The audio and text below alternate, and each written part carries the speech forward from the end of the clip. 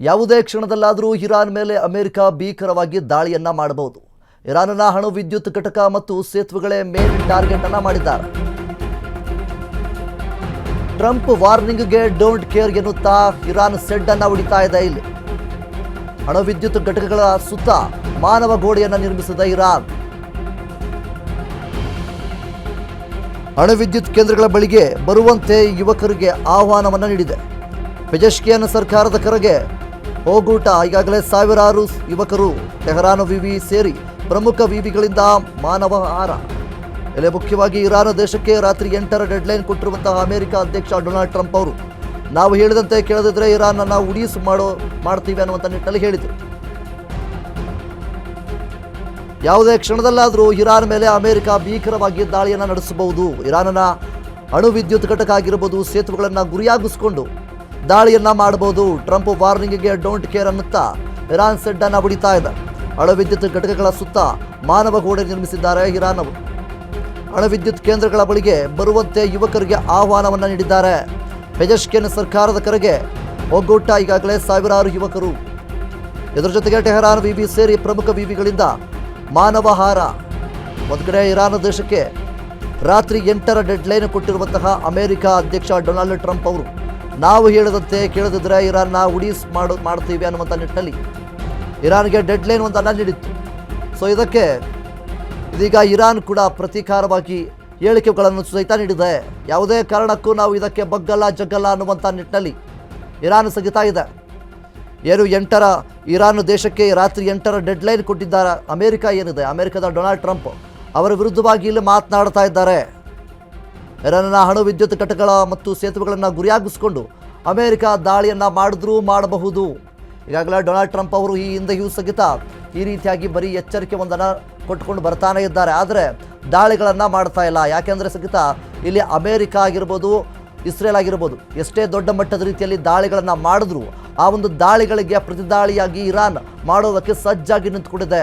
1980ರಿಂದಲೂ ಕೂಡ ಇರಾನ್ ಎಲ್ಲ ರೀತಿಯಾದಂತಹ ಶಸ್ತ್ರಾಸ್ತ್ರಗಳನ್ನು ತೆಗೆದಿಟ್ಕೊಂಡಿದೆ, ಅಂದರೆ ಶೇಖರಿಸಿ ಇಟ್ಕೊಂಡಿದೆ. ಇದರಿಂದ ಯಾವ ಒಂದು ಸಂದರ್ಭದಲ್ಲೂ ಸಹಿತ ನೀವು ದಾಳಿ ಮಾಡಿದರೂ ಸಹಿತ ನಾವು ಅದಕ್ಕೆ ಪ್ರತಿದಾಳಿಯಾಗಿ ಮಾಡ್ತೇವೆ ಅನ್ನುವಂಥ ನಿಟ್ಟಿನಲ್ಲಿ ಎಲ್ಲ ರೀತಿಯಾದಂತಹ ಒಂದು ವ್ಯವಸ್ಥೆಗಳನ್ನು ಮಾಡಿಟ್ಕೊಂಡಿದೆ. ಒಂದು ದೃಢವಾದ ನಿರ್ಧಾರವನ್ನು ಈಗ ಇರಾನ್ ತೆಗೆದುಕೊಂಡಿದೆ. ಇಲ್ಲಿ ಹೇಳಬೇಕು ಅಂದರೆ ಅಮೆರಿಕದ ಡೊನಾಲ್ಡ್ ಟ್ರಂಪ್ ಅವರು ಒಂದು ಒಣಜೊಂಬದ ರೀತಿಯಲ್ಲಿ ಏನೆಲ್ಲ ನಾವು ನಿಮಗೆ ದಾಳಿಯನ್ನು ಮಾಡ್ತೇವೆ, ಧ್ವಂಸವನ್ನು ಮಾಡ್ತೇವೆ, ನಿಮ್ಮ ನಗರವನ್ನು ನಾಶ ಮಾಡ್ತೇವೆ ಅನ್ನುವಂಥ ನಿಟ್ಟಿನಲ್ಲಿ ಅಮೆರಿಕದ ಡೊನಾಲ್ಡ್ ಟ್ರಂಪ್ ಅವರು ಏನು ಹೇಳಿಕೆಗಳನ್ನು ನೀಡುತ್ತಾರೆ. ಆದರೆ ಇರಾನ್ ಇದನ್ನು ಖಚಿತವಾಗಿ ಮಾಡಿಬಿಡುತ್ತೆ. ಈಗಾಗಲೇ ಇಸ್ರೇಲ್ನ ಕೆಲವು ನಗರಗಳಲ್ಲಿ ಪ್ರಮುಖ ನಗರಗಳಲ್ಲೂ ಸಹಿತ ಈಗಾಗಲೇ ಇರಾನ್ ದಾಳಿಯನ್ನು ಮಾಡಿದೆ.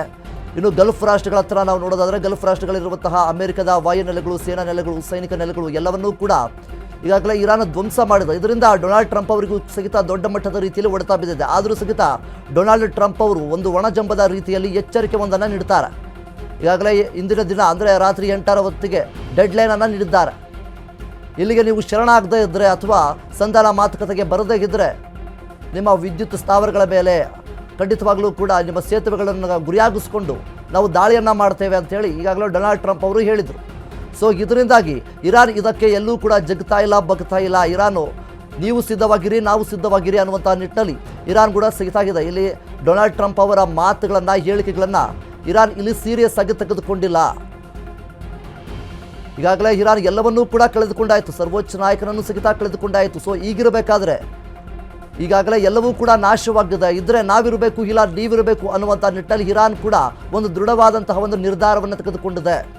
ಒಂದು ಕಡೆ ಅಮೆರಿಕ, ಇನ್ನೊಂದು ಇಸ್ರೇಲ್ ಎರಡೂ ಕೂಡ ಜಂಟಿ ಕಾರ್ಯವನ್ನು ಅಂದರೆ ಜಂಟಿ ದಾಳಿಯನ್ನು ಏನು ಮಾಡ್ತಾ ಇದೆ ಇದೆಲ್ಲವನ್ನೂ ಕೂಡ ತಡೆದುಕೊಂಡು ಮತ್ತು ಅದಕ್ಕೆ ದಾಳಿಗಳಿಗೆ ಪ್ರತಿದಾಳಿಯಾಗಿ ಇಲ್ಲಿ ಇರಾನ್ ನಡೆಸ್ತಾ ಇದೆ.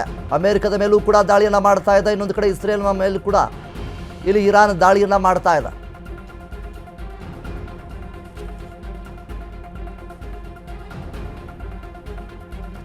ಇನ್ನು ಟೆಹರಾನ್ನಲ್ಲಿರುವಂತಹ ವಿವಿ ಸೇರಿ ಪ್ರಮುಖ ವಿವಿಗಳಿಂದ ಮಾನವಹಾರ. ಇಲ್ಲಿ ಖಂಡಿತವಾಗಲೂ ಇರಾನ್ ಈ ಒಂದು ದೇಶಕ್ಕೆ ರಾತ್ರಿ 8ರ ಡೆಡ್ಲೈನ್ ಅನ್ನು ಕೊಟ್ಟಿದ್ದಂತಹ ಅಮೆರಿಕದ ಡೊನಾಲ್ಡ್ ಟ್ರಂಪ್ ಅವರು ನಾವು ಹೇಳಿದಂತೆ ಕೇಳದಿದ್ರೆ ಇರಾನ್ನ ಉಡೀಸ್ ಮಾಡ್ತೀವಿ ಅನ್ನುವಂಥ ರೀತಿಯಲ್ಲಿ ಎಚ್ಚರಿಕೆ ಒಂದನ್ನು ನೀಡಿದ್ರು. ಸೊ ಹಾಗಾದರೆ ಇಂದಿನ ರಾತ್ರಿ ಅಂದರೆ 8 ಗಂಟೆಯ ನಂತರ ಈ ರೀತಿಯಾಗಿ ದಾಳಿಯನ್ನು ಮಾಡ್ತಾರಾ ಡೊನಾಲ್ಡ್ ಟ್ರಂಪ್ ಅವರು, ಅಮೆರಿಕದವರು ಅನ್ನುವಂಥದ್ದು ಕೂಡ ಒಂದು ಕಡೆ ಪ್ರಶ್ನೆ ಆಗುತ್ತೆ.